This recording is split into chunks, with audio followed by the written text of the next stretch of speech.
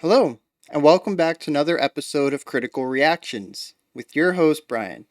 We're going to continue on this week with non English vocals, and I'm pretty excited about this one. It's DIR EN GREY, and we checked out one of their songs a long time ago called Vinshuka, and I was so blown away by it. I purchased the Ouroboros album. And I've listened to it a few times. Oh, sorry, Venushka. Venushka, not Vinshuka, Venushka. Um, yeah, and I was just so blown away by it. I've checked out the album a few times. I'm pretty excited to see what else DIR EN GREY has done, though. So we're going to check out one today called The Final. And according to the description here, it looks like it was copywritten in 2005. Copyrighted in 2005. So this came out before the Ouroboros album did. So I'm interested to see where they came from. I don't know how old DIR EN GREY is. I don't know where this sits in their evolution as artists, as composers, as musicians. But yeah, let's get into it. Let's see this. So this is DIR EN GREY, The Final.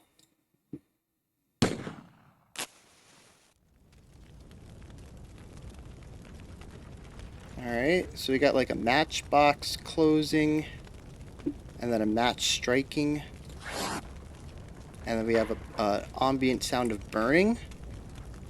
Interesting way to start a song.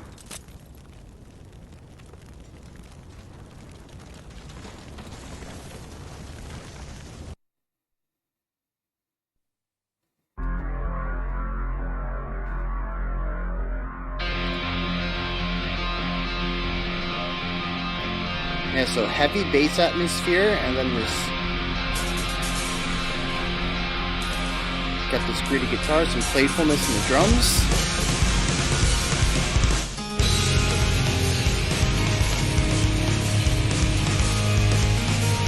So that's a lot lighter than I expect from them. That's almost in pop rock realm.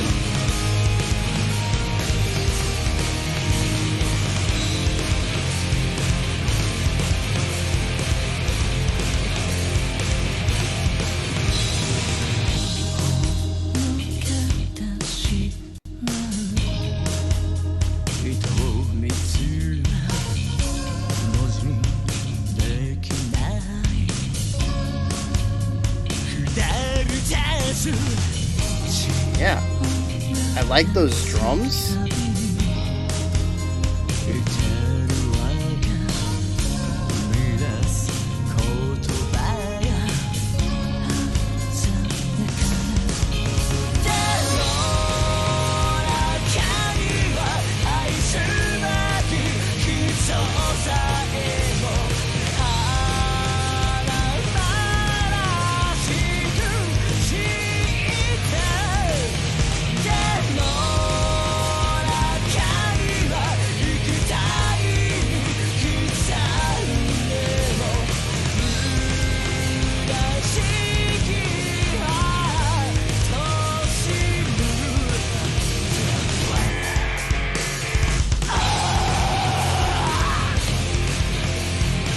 Right?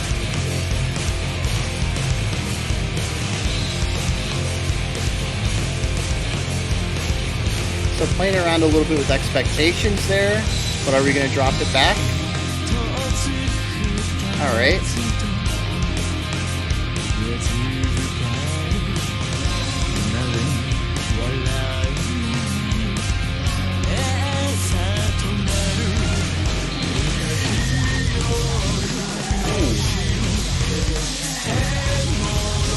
Some really interesting panning on those harsh vocals.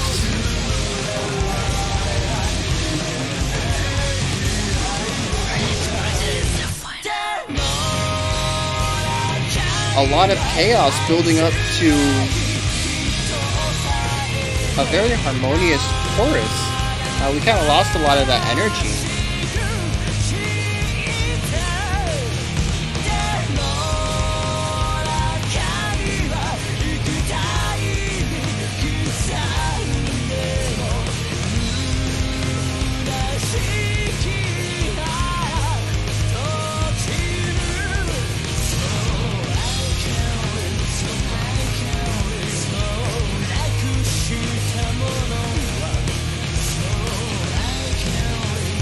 even the engineering is so far different from what came right after this album.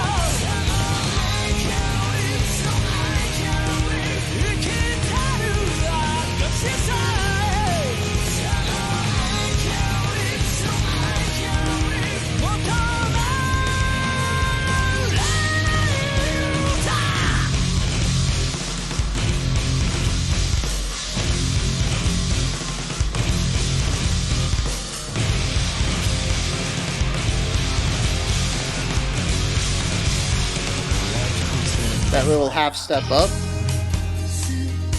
and just another moment of like building into a heavy breakdown and just dismissing all the energy acquired. Hmm.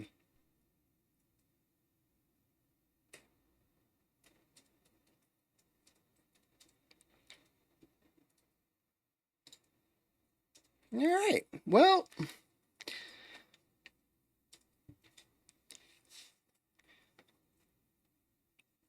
I have questions. Usually I'm here with, the answers, in a sense. I'm the one presenting uh, information to help you appreciate or fall more in love with the music you already enjoy and stuff like that.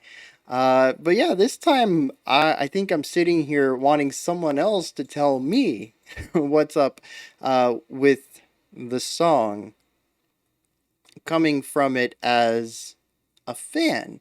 Um, there's some really cool things that we can talk about critically, and we'll get into that into a moment. But I do want to approach this as something I don't get to do very often as a fan and having expectations for the band and where those expectations put me, which is a very interesting position I don't get to sit in very often on the channel. It's usually you guys introducing me to stuff, and I really have no idea what I'm getting into. So, one of the things that I really enjoyed about the Ouroboros album is just how experimental it is. It has a strong sort of nu metal foundation to it, but it really pushes and explores very different avenues in each of the songs. Almost every song has a unique element to it where they take the nu metal foundation and say, what if we mixed it with this? Or what if we used influences from this genre over here? Or what if we just went, completely crazy and tried this thing that no one's ever tried before, and we'll see how that works. Um, and I see it as a very conceptual album, not in lyrical theme, although there might be.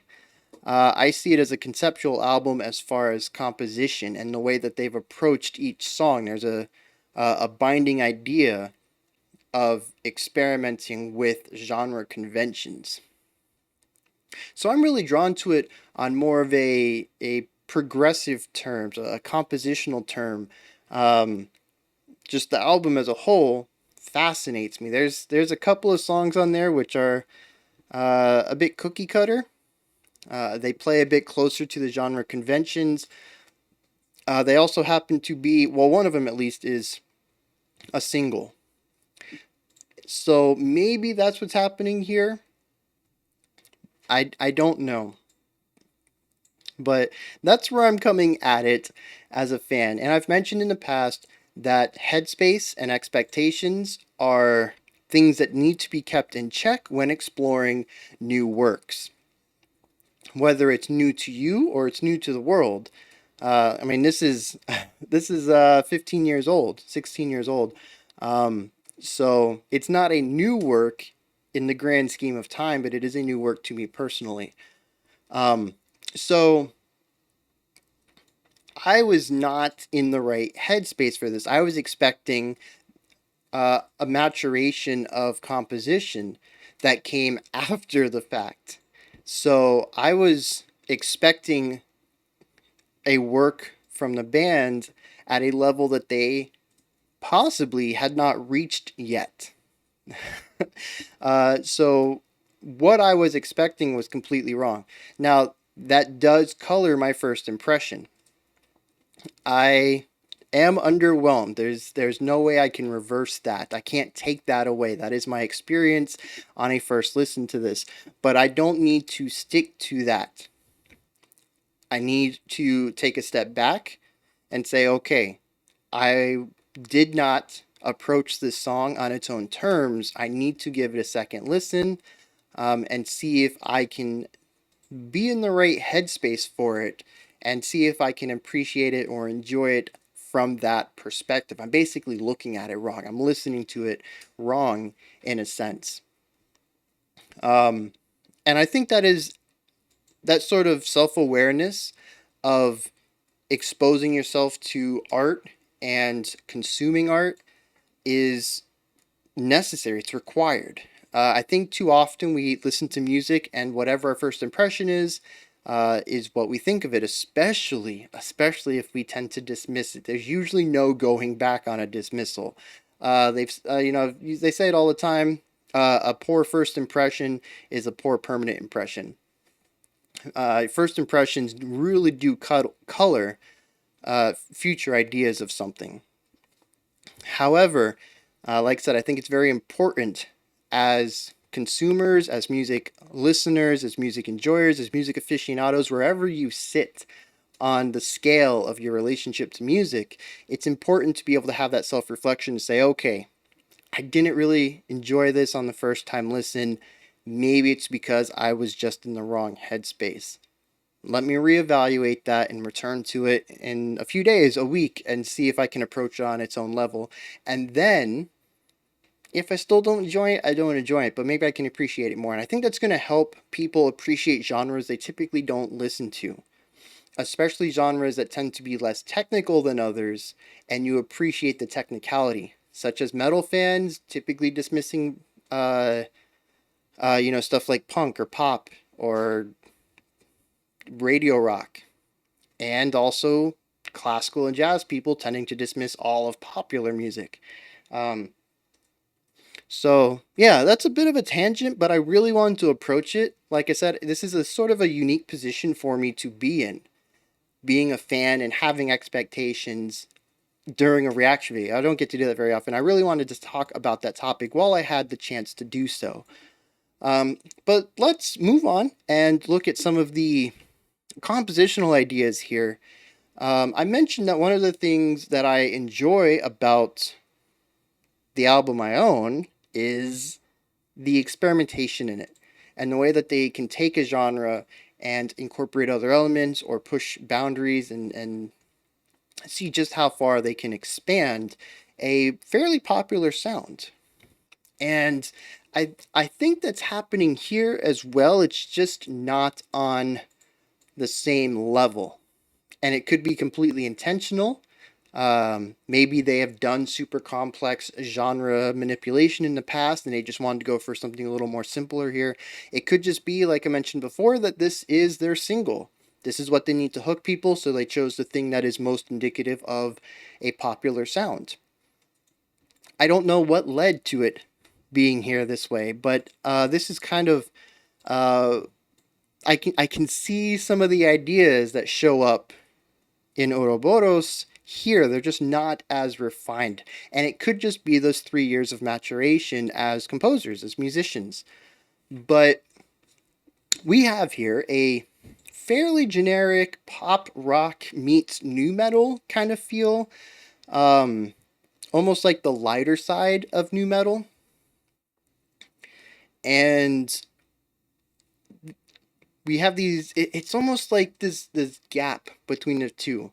A lot of the song I would clearly classify as radio rock or pop rock. The chorus, the verse, both of those um, have this brightness to it, mellowness, um, almost a bit of positivity in the atmosphere. And those moments tend to bleed into the post chorus, which tends to get a little heavier. It's that nu metal breakdown kind of sound where they take a note or two and they just go hard into that lower note or lower set of notes if they're doing a dyad or triad or something, and getting that heavier nu metal sound and playing around with it rhythmically. basically going for the texture and atmosphere of that weight, in contrast to some of the higher stuff that fits more of the pop rock idea that they have in their verse and chorus. However, they push this even a little further um, when we see the chaotic qualities come in. I think there's two sections where we had a bit more chaos and movement, a lot of movement in the drums and guitar and bass, and the vocalist switched over to the fry, the harsh vocal, and these elements really came out of nowhere. It was a huge genre subversion as far as I'm concerned. They really did push that heaviness further than I think the pop rock kind of lightheartedness could be. To me, it was very unexpected. Having those heavier breakdowns, yeah. I mean, there's music that has done that before, where you have these really nice melodic lines, especially in the choruses, and then you pair that with heavy breakdowns, and then you can switch back to the um, non-overdriven, non-distorted guitar work with the nice poppy vocals. And lots of bands have mixed the two. Now, I'm not sure where those bands sit time-wise alongside this song. I don't know where the relationship of um, inspiration fits there. I don't know if these guys inspired the other bands to do it, or if the other bands inspired these guys and then they pushed that a little bit. I'm not sure where that sits, but I don't think that their verse chorus breakdown sound is too outside of the realm of this style of music. Now, it might have been before its time. That, like I said, I don't know. But I think those fit together fairly well, at least from my perspective of listening to a 16-year-old song. Um, However, it's those moments of chaos where they really ramp up the intensity, they add in the harsh vocals, they really dig into a sound that, like I said, for me, kind of pushes the boundaries of what they were already playing, and it surprised me. I think it does a good job of pushing the boundaries and subverting the genre, which are what I enjoy about them as a band, at least in my limited exposure to a single album.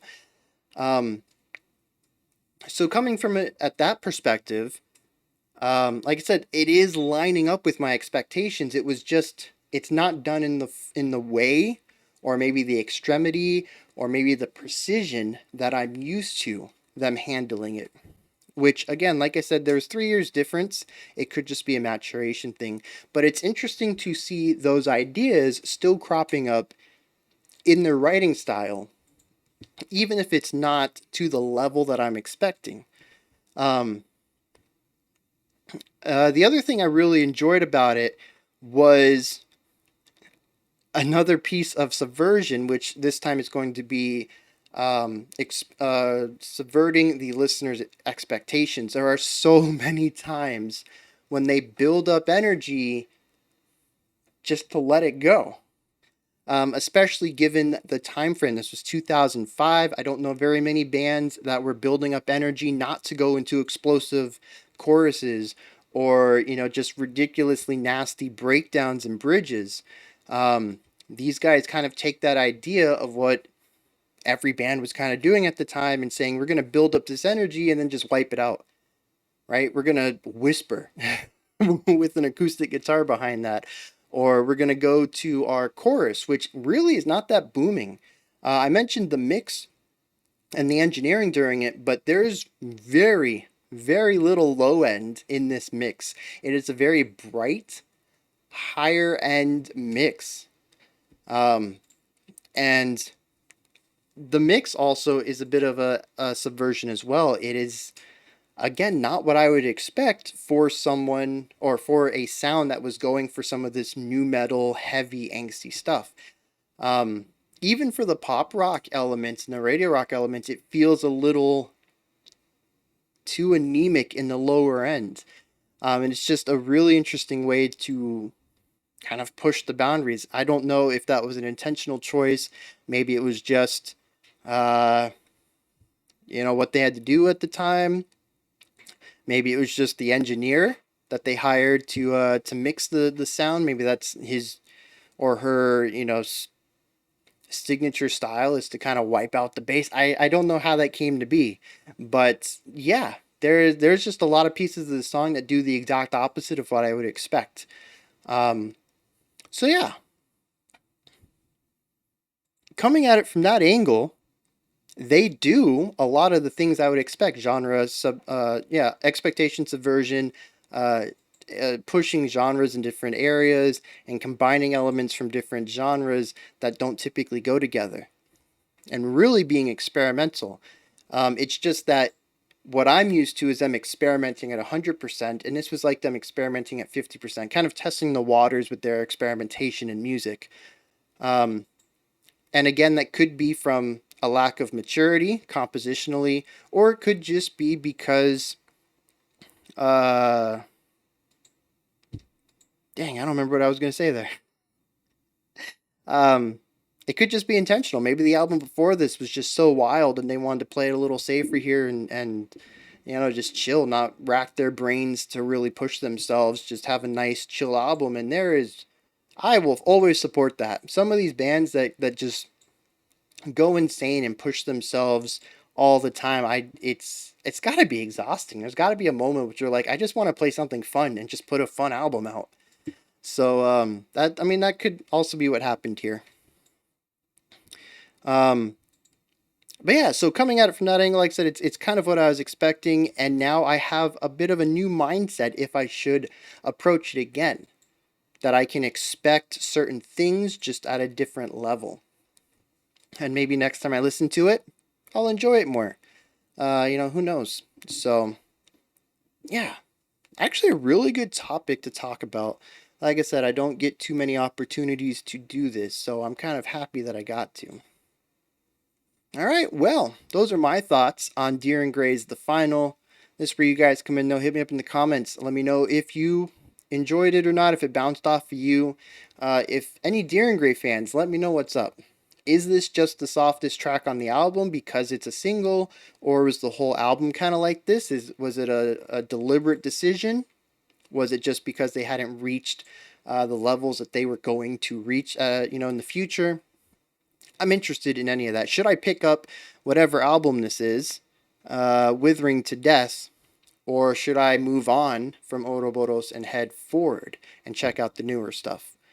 Um, yeah, when you're done commenting, you head up to the description box. I got a Linktree link in there, which is just super convenient. If you want to check out anything adjacent to the channel, you want to join the Discord community, support us through Patreon. If you want to check out the blocked videos list, see what's been blocked by YouTube and watch them. Yeah, I circumvent that. Every video that's ever been blocked is viewable and available to